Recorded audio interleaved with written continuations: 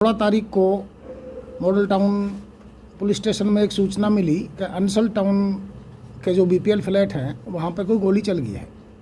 ये शाम को 9 बजे के आसपास सूचना प्राप्त हुई थी। तो जिस सूचना पर एसएचओ मॉडल टाउन भी, मैं भी और स्वयं एसपी साहब भी मौके पर जो पहुँचे थे, तो एसपी साहब ने मामले की गंभीरता को देखते हुए इसमें 3 टीमें गठित कर दी गई। एक सीआईए की टीम, एक एसएचओ सिटी की टीम और एक एसएचओ मॉडल टाउन की टीम। तो तीनों टीमों को जो निर्देश दे करके वहाँ से रवाना कर दिया गया। तो सिटी एसएचओ की टीम ने इसमें त्वरित कार्रवाई करते हुए और बहुत सूझबूझ के साथ 24 घंटे से पहले ही जो दोनों आरोपी जिन लड़कों ने गोली मारी थी, महेंद्र नाम का लड़का था जिसको गोली मारी, वो हुड़ीथल गांव हतीम का रहने वाला था। वो जोमेटो में यहाँ काम करता था। तो 2 लड़कों को अरेस्ट किया शक की बिना पर, और उन लड़कों से असला मिल गया। उनसे गहनता से जब पूछताछ की तो उन्होंने मॉडल टाउन वाली जो इंसिडेंट था, जो मर्डर उन्होंने जो किया था, उसके बारे में भी उन्होंने अपना अपराध कबूल कर लिया। क्या कुछ खुलासा हो पाया सर? खुलासा ये हो पाया कि वो दोनों लड़के, एक का नाम डैनी है जिसको डैनी उर्फ कृष्ण है, दूसरा लड़का है जो वो लियोन नाम से है, लियोन और लिटिल। दोनों नशे के आदी हैं और लियोन अभी ही 10-12 दिन पहले ही जेल से बाहर निकला है। लियोन के ऊपर अब तक 16 मुकदमे दर्ज हैं और डैनी के ऊपर तकरीबन 5-6 मुकदमे दर्ज हैं। पहले से भी हीनस क्राइम में दोनों इन्वॉल्व हैं और नशे के आदी हैं।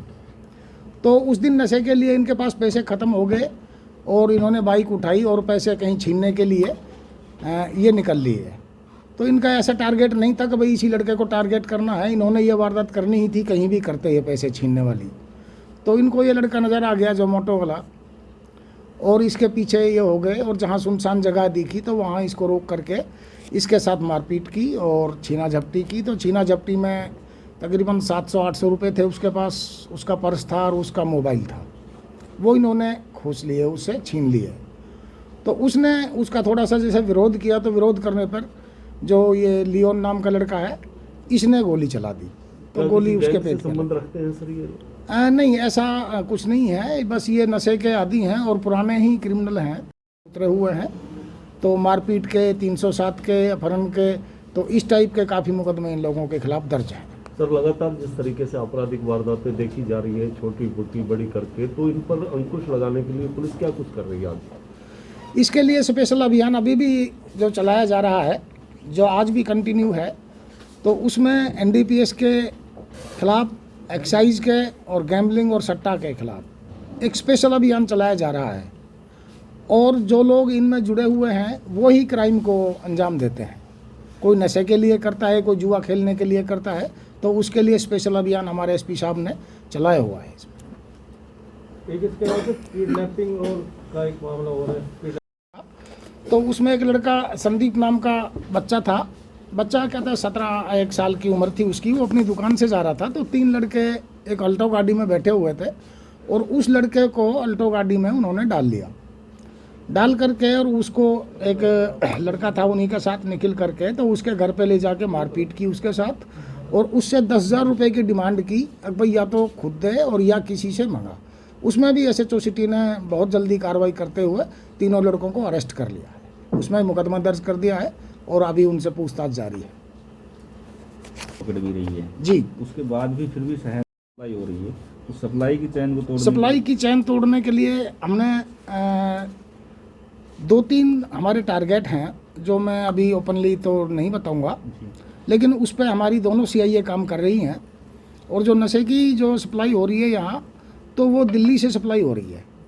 वहाँ के कुछ आदमी हमारे टारगेट पे हैं और जिनके नाम एड्रेस भी आ चुके हैं और जो उन पर सर्वेलेंस जारी है। जल्दी ही उन लोगों को सलाखों के पीछे डाल दिया जाएगा।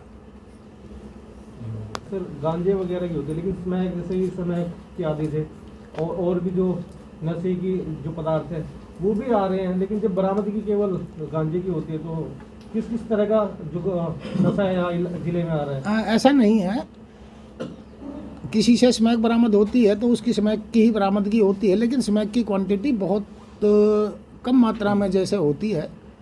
तो जैसे 1 ग्राम की एक पुड़िया होती है और उसकी कीमत मार्केट में तकरीबन 500 और 600 रुपये की होती है।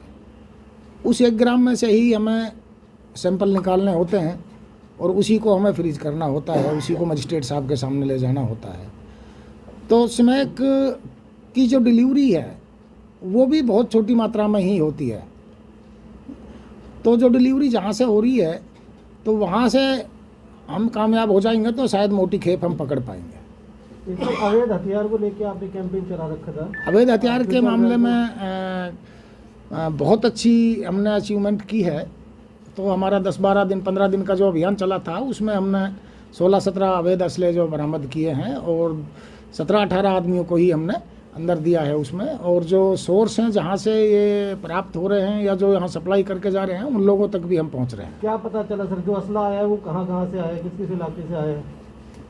इसमें अलग अलग जगह से असला आ रहा है, जैसे ज़्यादातर यूपी क्षेत्र से आता है और राजस्थान क्षेत्र से आता है।